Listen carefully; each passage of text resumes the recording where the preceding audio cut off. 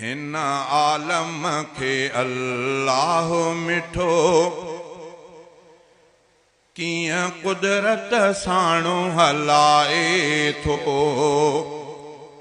हिन आलम के अल्लाह मिठो कियां कुदरत साणो हलाए थो। कंहिंजी गाड़ी भी एसीअ वारी कोई खणी मथड़े ते तगारी पांजे बचड़नि लाइ कमाए थो। कंहिंखे शाही साईं रसाए थो। हिन आलम के अल्लाह मिठो कियां कुदरत साणो हलाए थो। कंहिंजी गाड़ी भी एसीअ वारी कोई खणी मथड़े ते तगारी पांजे बचड़नि लाइ कमाए थो। कंहिंखे शाही साईं रसाए थो। काथे खुशन जा गीत वजन था, काथे बंदा गमगीन रहन था। काथे खुशन जा गीत वजन था, काथे बंदा गमगीन रहन था। शहर किथे वैरान कयाई, काथे सुञा सुल्तान कयाई।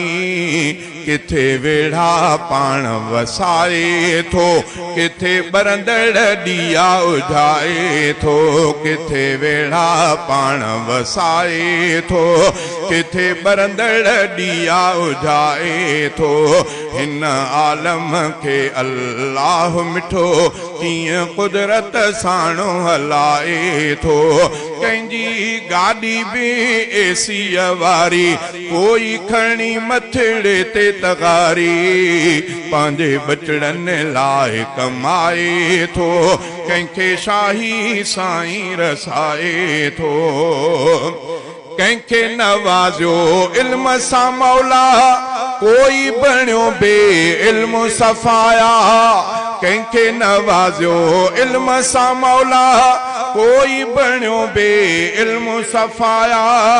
कंहिंखे अता इस्लाम थियो आ, दीन खां को गुमनाम थियो आ।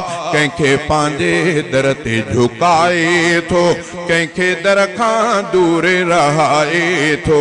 कंहिंखे पंहिंजे दर ते झुकाए थो, कंहिंखे दर खां दूर रहाए थो। हिन आलम के अल्लाह मिठो कियां कुदरत साणो हलाए थो।